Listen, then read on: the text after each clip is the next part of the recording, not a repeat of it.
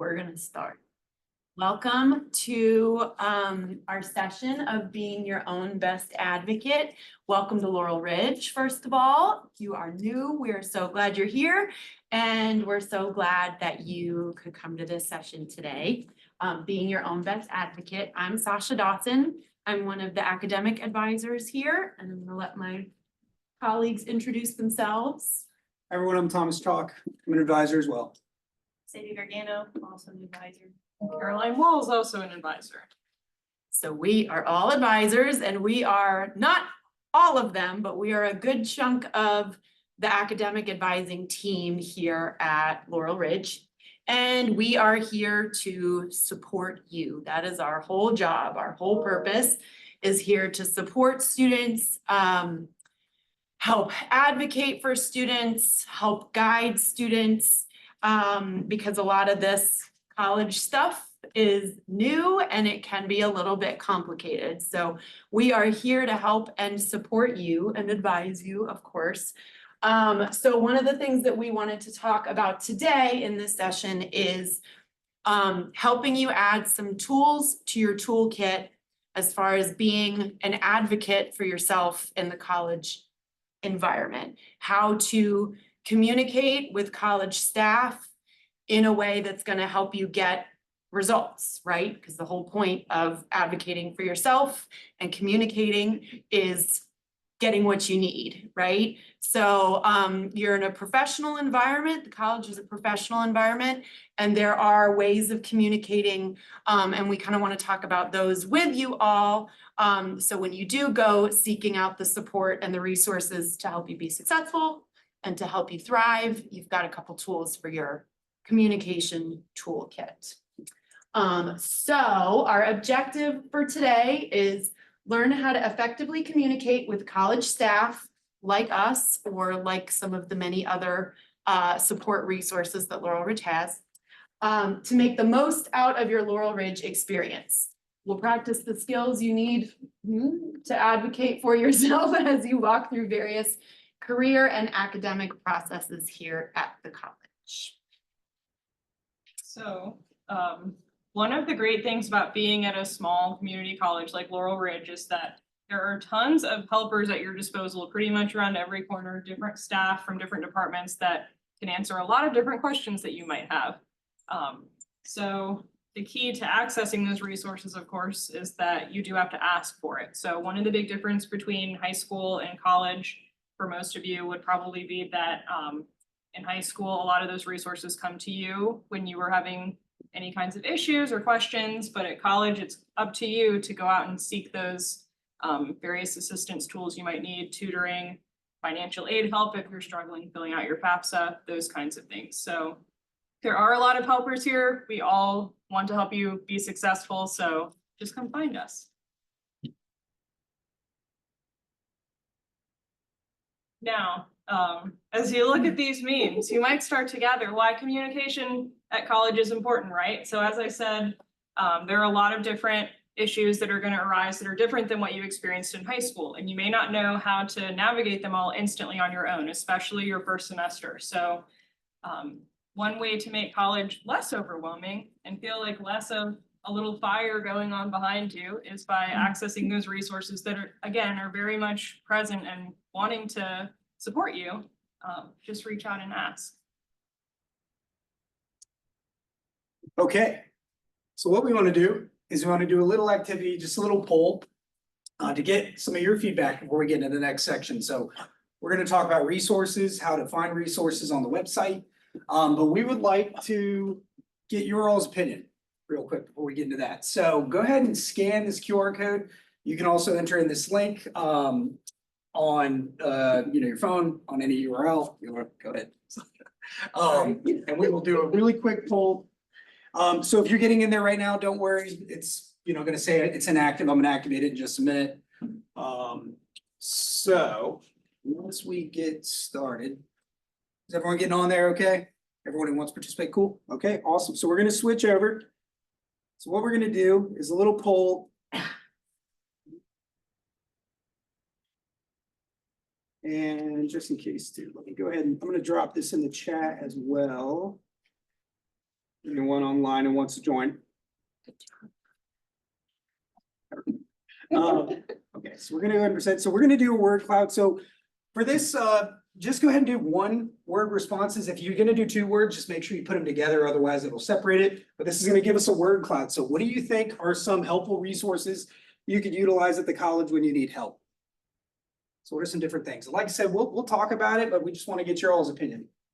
Advising. Definitely advising. So we see tutoring. Tutoring's a big one. And that's a great example. We're actually going to use that a little bit. Financial aid. Email, so your student email account. Cool. Tutoring is definitely a big one. Oh, yeah, that's a Yeah. great resource. Yeah, absolutely. So we'll give it another few seconds here, and you can keep adding responses too. Student life. Yeah, advisor help. Let's see here, missing some OADs. Y'all know what OADS is? Yeah, Office of You're right. Accommodations and Disability Services. If anybody wants to seek out accommodations, academic accommodations, the OADS office is the way to do that. That's one of those things that you could go out in seeking that kind of support if you needed it. awesome. So, okay, so we see, lots about advising. So advising and trio are really big ones here. So we're gonna talk a lot about these. Like I said, just a little activity to get your all's opinion on some of these things. Let's see. All right. So now we're gonna look, so yeah, we're gonna look at actually how to find resources, how to look at our website, search for the different resources we have. At the bottom here, you can see these are just some examples of resources, which a lot of them you all already covered. So we have advising services, career services, financial aid, IT support, enrollment services. We have a college social worker who can help, with pretty much anything at the college, and Office of Accommodations and Disability Services we just heard about.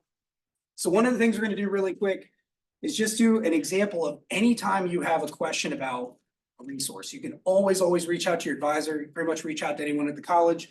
But, whoops. But what we always recommend starting with, if I can do this, is going right. Go into our website, laurelridge.edu. And anytime you need something, if you just go to the search bar, I do this all the time, I'll go, I need tutoring. I want to look up our tutoring options. So you can just punch in tutoring. Oh, usually it'll pop up right at the top. I guess I'm working on the website. Let's try advising. Okay.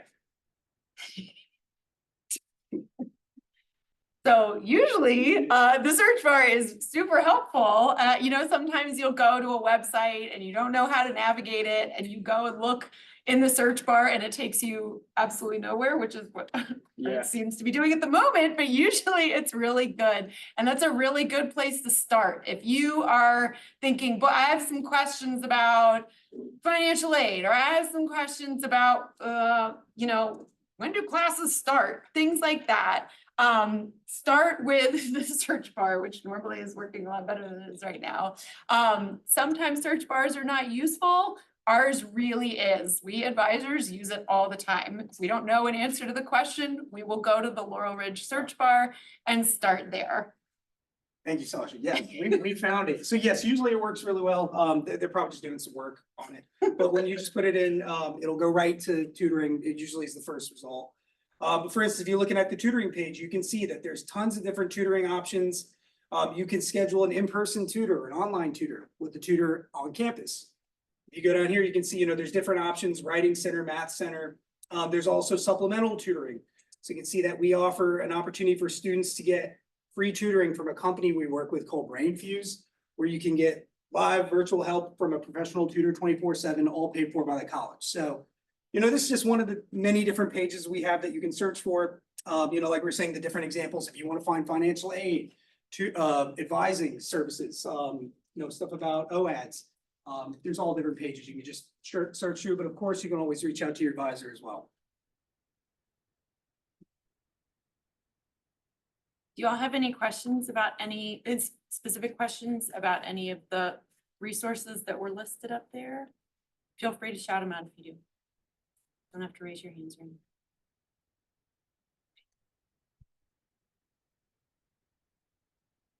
So now we're gonna take you, hopefully this direct link will work, to take you directly to the assistance page for our department. That actually is a good mini resource for all the other resources, because as you can see, as Thomas scrolls down, there are links to a bunch of other resources that you might commonly have questions about, and need to get direct links to. So if the search bar is not working, if you can at least get to us, you can get to a bunch of other things. So, typically, like they said, the other search bar and other pages on the website also work like this, but when in doubt, maybe bookmark this one. As new students, a lot of these links are gonna have answers to some of the questions that might pop up for new students. So if you have questions about dates, you could go to the academic information and dates tab button, whatever that is. Scroll down. The college catalog. Anybody have any idea what kind of information you could find in there? Everything? A lot of stuff. Good answer. Yeah. Not sure what degrees you could like do at Laurel Ridge that could transfer to a four-year school or something.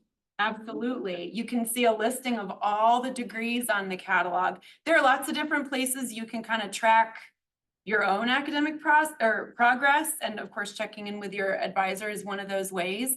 But if you kind of have a general question about like, oh, what are some classes I might be taking? The college catalog is going to be your best resource for that. And if you were, as a great example, if you were thinking about transferring and you wanted to look at, oh, what might be some classes in my degree that might line up with this transfer degree really well. Start with the catalog. That's a great resource to look around at and explore and use. Good answers, thank you. Okay, so now we have kind of gone over like what your problem might be, who you're going to speak to, how and when you should communicate with them. So we have a do and don'ts little chart here that kind of break up basically what would be great to include in an email or a phone call or whatever you're doing, and then what maybe you shouldn't do. So your do's, once you have access to your student email, you definitely want to use that one for everything because it is tied to your account. People will know who you are. They can pull your information from it, and it's the one that you're going to be using for school stuff. And personal emails get lost. That too. From the staff end, when you are flooded with emails, those emails coming from your personal accounts get lost. They get spammed or lost and they don't get responses. Yeah, so try to use your student email as well. Okay, so when you send the email, it is always lovely if you can put your name and your student ID in the message as well, so that we definitely can know who we're talking to. If you have a common name, we can specifically look you up and not someone else who might have a similar name as you. And then you want to state your problem. That obviously you need to state what you're emailing about, but you want to be concise and give some background context if it's needed. So you don't need to give like 3-paragraph worth of questions, but you know, if there's a little background to it, that's great. And then ask what your question is. Some things you definitely do not want to use. So if you do not have access to your student email, obviously using your personal email is your only option, so that is fine. But if you do have access to your student email, please don't use your personal email and definitely don't use social media. That's just generally something you would not want to do in a professional setting. And then use unprofessional usernames or nicknames. So again, if you're having to use your personal email, sometimes you might have a funny email address or whatnot. But generally, you want to try and use something that's more professional. Don't sign off your email with, you know, a nickname that you go by, unless it's like an actual name that you go by.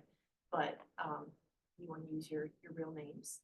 And then don't wait until the night before due date to ask questions. Sometimes it happens, but generally you want to make sure that you're planning to do things. If you wait until the last second to ask a question, it might not be answered by the timeline that you need to. So if you're a little bit more prepared and ask it before you need an answer, you'll most likely get it within the time period you need to.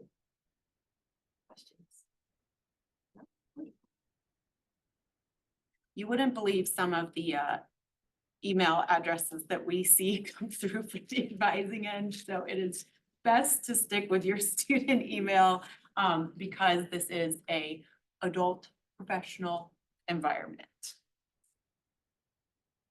And always reread your emails before you send them, just because you can miss things a lot of times and you want to make sure that your email makes sense. If you forget the word not, it can completely change your sentence. And that is something you definitely want to do. Some people like to read it out loud. You can read it in your head too, that's fine too, but yeah, just proofread your stuff. It makes it sound a lot more professional and you will actually be asking the question that you want to be asked. Okay, we're gonna do another poll. So same thing, you know, go ahead, scan this QR code, you can use the link there. The link that is in the chat as well, if you're online, you can use that same one, it'll bring you to it. So I'll give you all a few seconds here just to get in if you want to participate, and then we will switch over. This one's gonna be a little different. You can separate words on this. This is gonna list out different things. So if you have multiple word answers, that's okay. Okay. Should it say waiting? Oh, yes, yeah, Okay. it's, thank you. It says waiting, so one sec. We will get started. In the right. Okay. So what are some greetings you can use in an email other than hi? So we're gonna talk a lot about emails in just a few seconds, but we want to get your opinion. What are some good greetings you can use? I guess the biggest thing to think as you're answering this is with emails, you just want to make sure, you know, professionality is key. When you are, you know, as we've heard, when you're reaching out to someone, you want to make sure you're getting effective responses. So you want to make sure you have an effective greeting. So what's up? Salutations, hello. Okay. Hello, definitely is a good one. So yeah, hello, salutations, I haven't seen that very often, but that works. I like salutation. Probably, you know, when reaching out to someone at the college, in a professional setting, probably not what's up, probably not gonna get the best responses. You know, like I said, you wanna make sure, you know, when you're reaching out to someone, you want to get a quick response, you wanna get, you know, a real answer. You wanna make sure that your greetings and emails are gonna be getting you effective responses. So you wanna be taken seriously. So having something like, you know, good day to whom it may concern, greetings, insert the name, I think those are all great. Cool. Give it another few seconds here, let's see. Cool. So we'll go through that now. Oops. I have an example if I can insert it that just popped up this morning. I received an email from a personal email address that started with, I figured it out. And then a few sentences about a pretty common question. So just as an example, that, you know, there was no greeting, which it's not unfriendly, but it would be professional and it would probably, I would be more likely to, you know, respond when getting an email, but starting without a greeting and from a personal email address, launching into, I figured it out. You have to imagine, I had no idea what the student was talking, like not a clue what the student was asking about. So that then takes quite a bit of follow-up work on my part, right? Which takes time to be able to help this student and connect them with the answers and resources that they need. So, you know, if you're after specific answers, you want help, help us help you by giving us the information and communicating professionally. I think this one was mine anyway, thanks.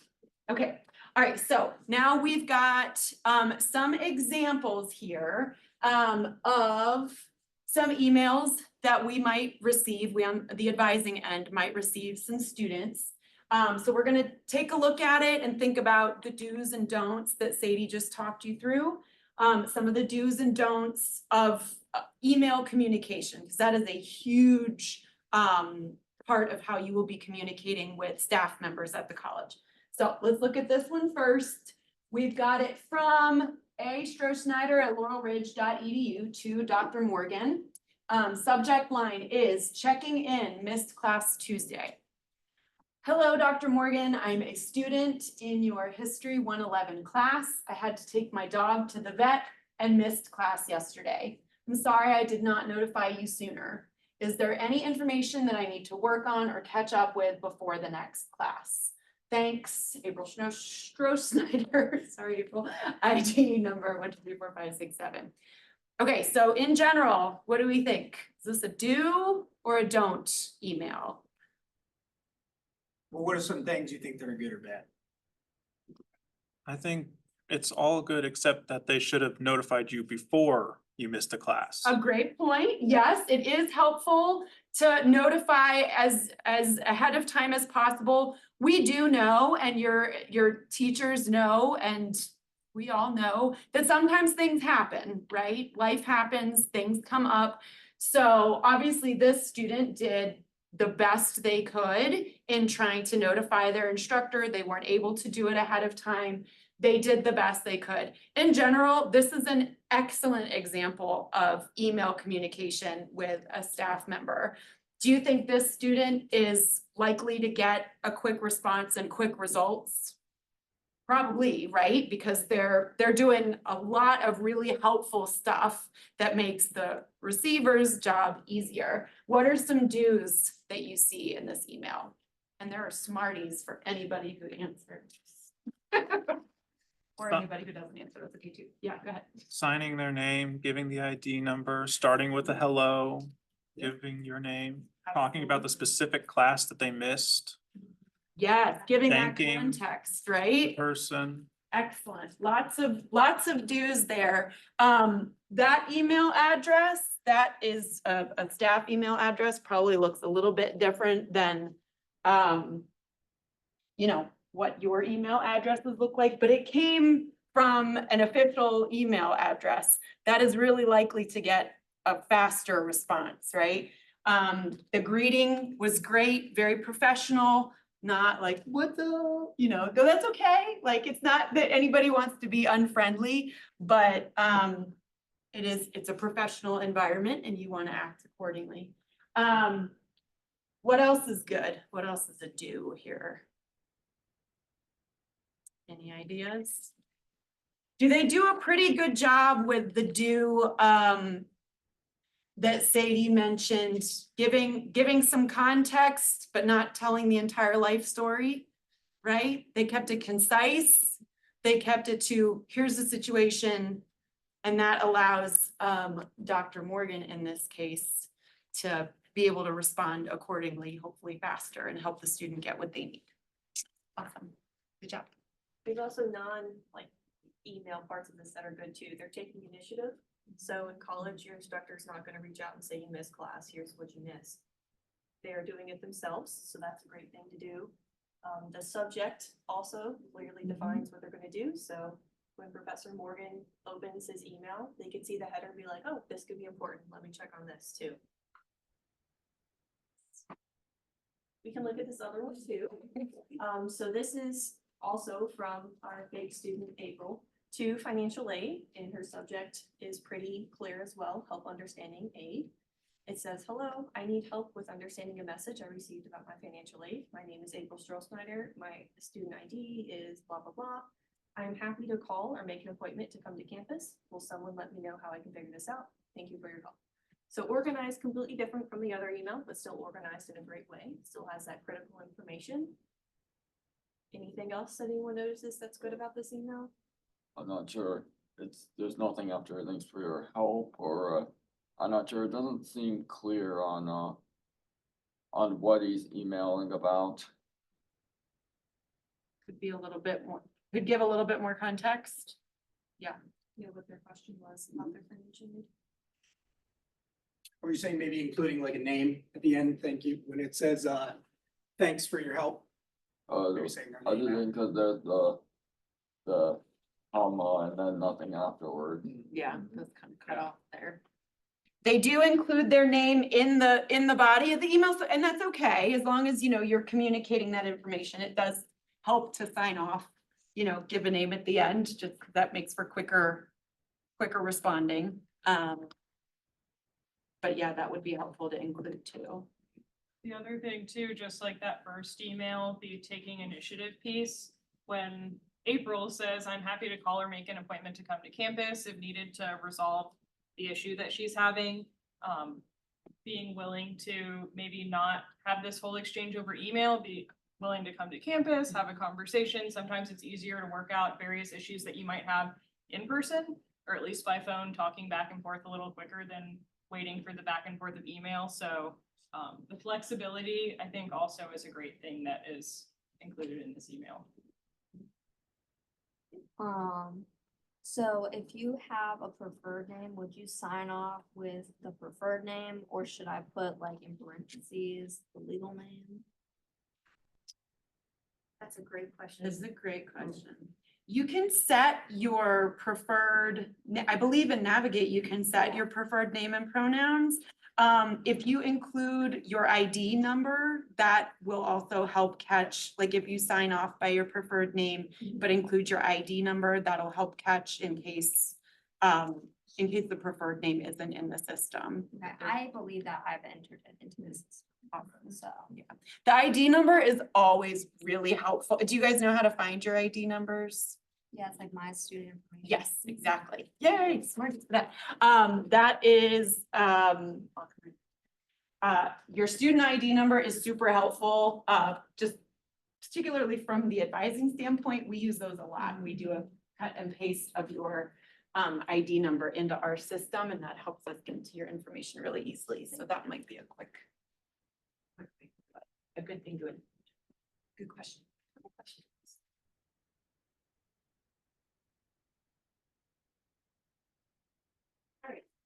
So now that you have the question, we're now waiting for your answer, which can sometimes be the hardest part. Like Mr. Bean. In the fields. Like Mr. Bean in a field, waiting in hard. Okay, so managing your expectations with regards to responsive times between college staff. So when will you hear back? This can vary depending on the time of year, depending on the person you emailed, if they're here or not, or there's other things. But I would say more than likely you might need to wait a little bit. It's usually not gonna be immediate. It's typically polite, you're gonna wanna wait at least 3 days to a week for response if it's not urgent. If it is urgent, you don't have to wait 3 days. You know, if it's something you need to know, like pretty soon. If it is urgent and you have waited a little bit, it's obviously okay to reach out again. I would be respectful when you reach out again. Don't send like an all caps email saying, why didn't you respond to my previous email or anything like that. But just to send a follow-up email, maybe in the subject, right, like follow up or give them a phone call or something like that. But it's definitely okay to reach out if it's something that you definitely need help with pretty soon. An example of an urgent request, we're gonna go to our academic calendar here. So if you scroll down, we are going to click on, let's do fall 24. So let's say you have started your classes in August and it is September 10th, just a couple days before the last day to drop with a refund. And you have a very specific question about the course that you're wanting to drop because you don't think you need it, it's not going well, whatever the situation might be, but you want to check with your advisor before you drop it to make sure it's not going to be detrimental to your time here. You send your email to your advisor on September 11th, 12th, maybe, if you're really cutting it close, and you know that, you know, the deadline is right there, you need another email. That's a great example of when you can send a second email or a phone call or something like that. And then I would put in the headline, you know, use the word urgent if you want, or you could say need help dropping or drop before refund and something like that. Questions? Looks like we have some questions in the chat. Oh, that was for the email, sorry. So it looks like we had some, oh, we can actually do that. Oh, thank you in Zoom land. Okay. So, okay, they used their ID, gave some context on who they are. Kept things simple and clear. Yeah, definitely. And I guess, you know, just to stress this, because I don't think this can be overexpressed. I mean, like we were saying before, effective communication will yield effective results. So I mean, as professional as you possibly can be, reread your emails 100 times. There are so many times where I'll write an email and I'll go, this is fine, I don't need to read it. I'll double check and I'll read it and I'll be like, wow, how did I write that? It's bad. So, you know, just double checking, making sure you catch little errors, that kind of thing. You come at the end with nothing after it. Okay, yeah. That's a good point. Yeah, so having a comment at the end after, thanks for your help, maybe like we we're saying, maybe having your name after it, something like that, that'd be good. Could be more orderly and give more context, yeah, definitely. So email one don'ts. Didn't specify which specific history 111 class they missed. Oh yeah, that's a really good point. Yeah, It'd be extra helpful for Professor Morgan if you could say like the section or the day and time or something, because he definitely has more than one history 111 class. yeah, so email title not capitalized correctly, yeah, maybe you could, capitalize some words in the title for the subject. Email two don'ts, name should come after the salutation, yeah, that's a good point. Let's see here, could be cut out, but there should be a name after the thanks, and the ID should probably be put at the end too. Should probably attach the message to the email so that they have an idea what to help with before the call or appointment. Yeah, Yeah. that's a great point. Think about that. Email title not in the title case, also more of a personal thing. Like the Georgia font, yeah. That's a good point. Good fun. Yeah, I didn't even think about that. There's been times where I'll get emails, where you'll read it and it'll be like green, like neon green or something, and I'm like, whoa, color, and it's hard to read. So yeah, having a professional font color is a good idea. Yeah, and as specific as you can be too, like those folks on Zoom land who commented, that eliminates so much back and forth if we don't have to keep asking 17 questions to find out the full context of Yeah. what your situation is. So as many details as possible. Screenshots are great. We troubleshoot pretty fast if we can see exactly what you are trying to figure out. So never hesitate to include that. Absolutely. Awesome feedback. Yes, we owe you Smarties in Zoomland. Come find us for Smarties. Okay, so you sent your email, again, you're waiting, you get an email, and the answer is no. This unfortunately is not what you wanted, but unfortunately it probably will happen at some point. When you get the no, just remember that a lot of times the college staff, we have to abide by rules and policies, so that might be part of the reason why we can't grant your request or whatever it might be. Or it's something that maybe needs to take more time and eventually you can get to that point, but it's just something that needs more time to it. And then also know that if we do say no, we don't like saying no. We always try to find any way to help you and that we have explored everything that we can to try and get you what you need. So if we say no, we're sorry, but yeah. Oh, also with that, sorry. If you do get told no and you don't understand, that is also perfectly fine to ask for more clarification if you don't understand why something didn't work. That's perfectly fine. Just remember to be professional and adult about it. Okay, we've got another example where we're gonna keep in mind some do's and don'ts of professional sounding email communication that's gonna get you results, right? That's gonna get you the help or the answer that you are looking for. So this one came to me from somebody96@gmail.com. Give it a read.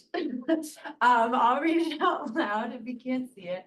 Hi, I needed you to enrolling me in my classes. I know what I want to enroll in, but I can't. Can you call me today at 9? I really want to enroll ASAP. I meant to enroll last week, but lost track of time. I also don't have aid and how to pay for classes.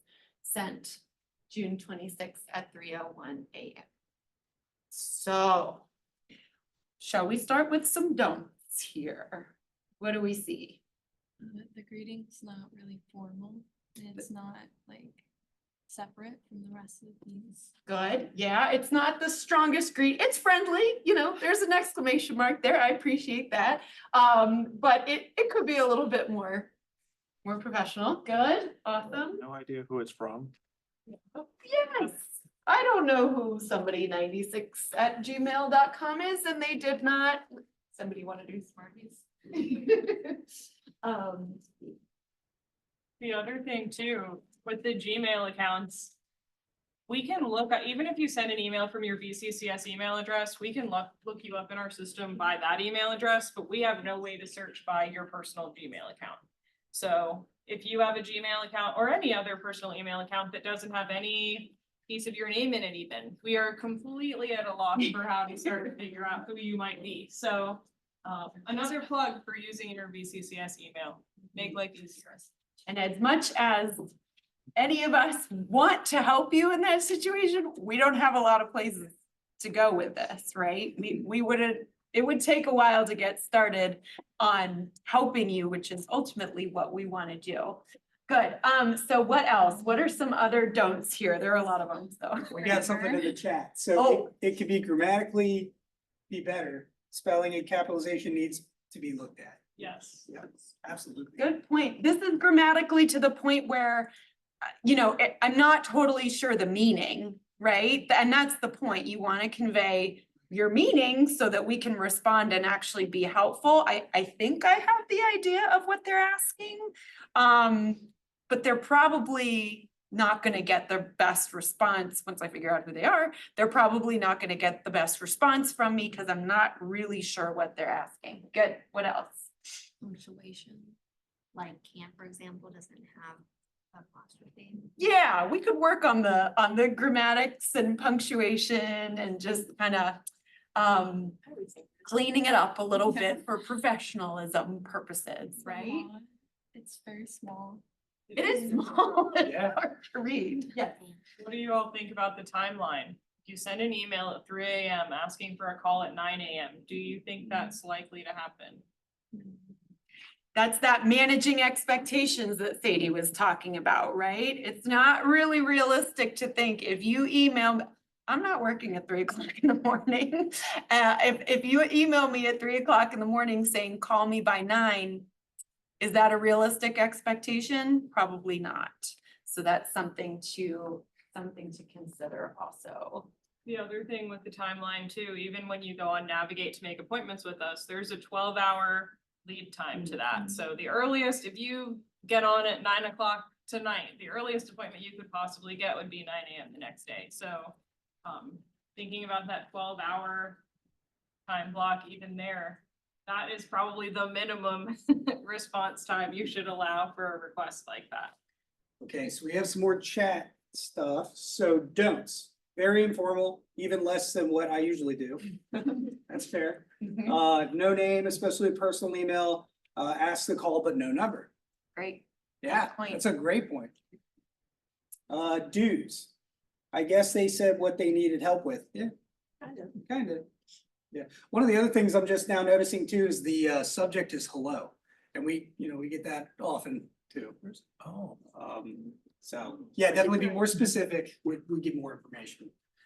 Let's see, they sound really demanding, yeah, saying ASAP, saying, I missed my stuff, I didn't enroll, I need help right away, yeah, that's a little demanding. I mean, they could mean 9 PM, yeah, that's true, we know where it says 9 AM or 9 PM.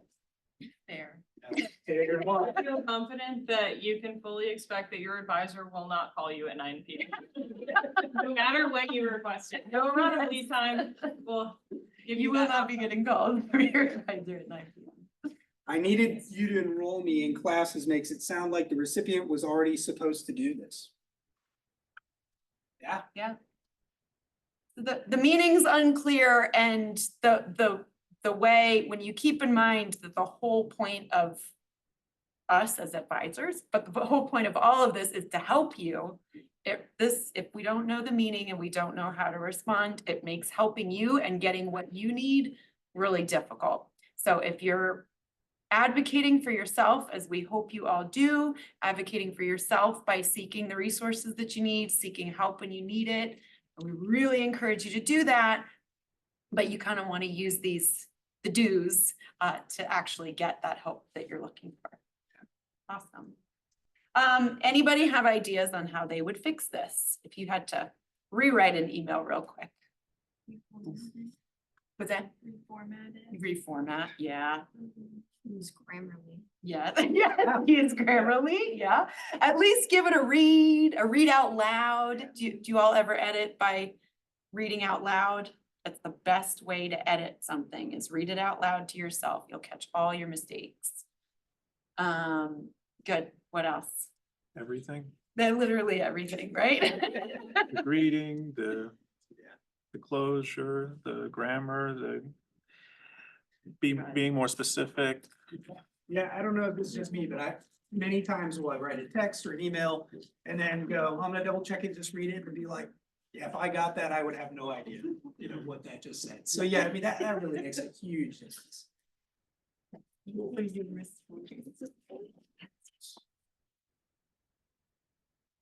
So, we've talked about a bunch of stuff. Hopefully, I feel like we have kind of drilled home a little bit what kind of emails and other communications you should strive to be sending to get help from staff at the college, but, any questions you all have now that we've said a bunch of things? Yes. What kind of accommodations do you have for autistic people? Type that now a question for you, Laura. It's a great question. It is one that we would recommend as advisors. We would recommend following up on that kind of question with the OAD's office. They're the specialists on accommodations and how those accommodations are implemented, which could be pretty different than maybe accommodations at the high school level. So we would for sure recommend you follow up with the OAD's office. You could start by going to the search bar, typing in OADS, and that would give you the contact information, or that would be a great question to generally ask your advisor. You could email in, I have some questions about accommodations. Could you let me know who to get in touch with? Okay. Very good question, very good thing to follow up on. So we got some stuff in the chat real quick. Let's see here.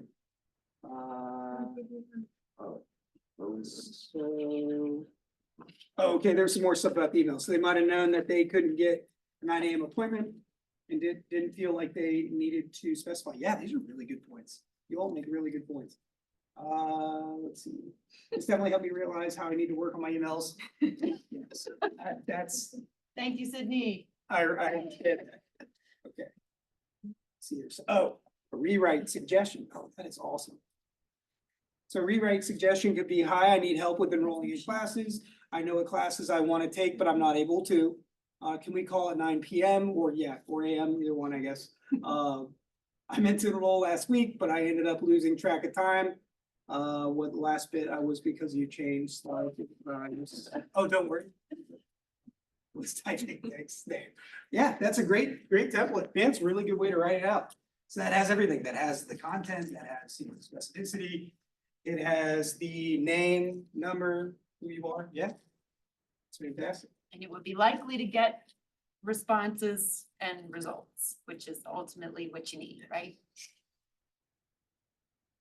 How about if you have a question, but you're not sure which department to go to for that question?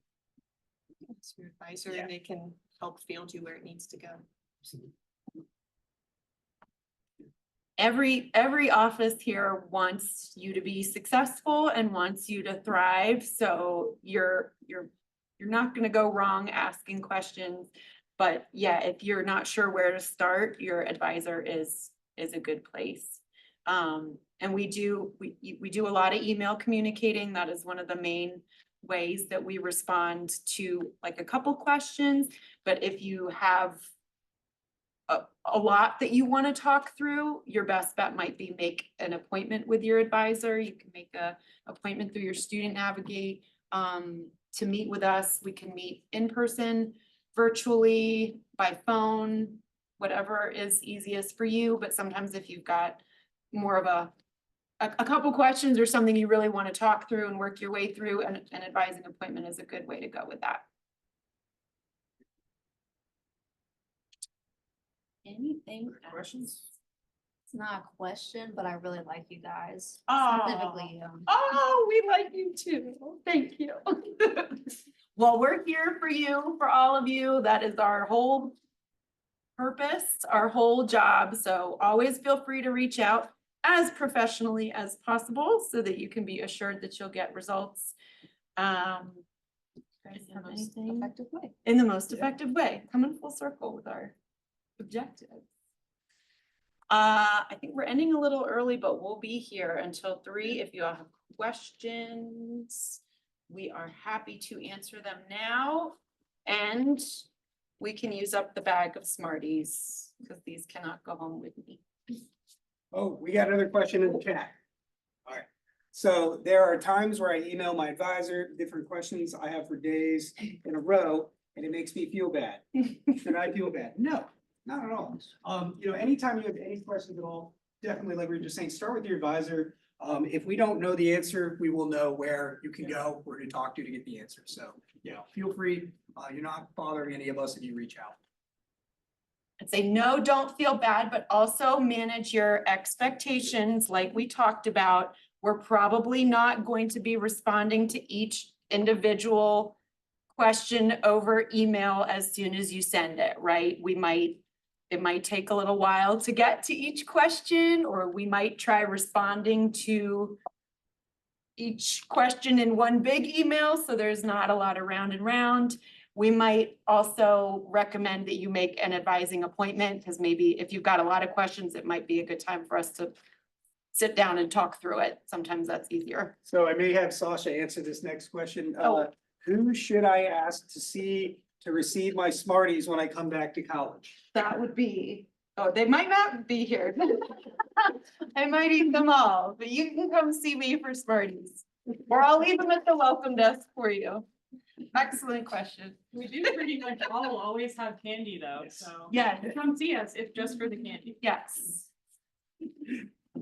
And we do love seeing our students. So going back to that, should I feel bad question? No, you should not. We want to see you all. We want to check in with you all. So, please make your advising appointments, see your advisor, ask the questions. That's the whole reason we're here. So, And that goes for really everyone at the college too. Pretty much all those who work here are because we like helping people. So we like helping you guys reach your goals.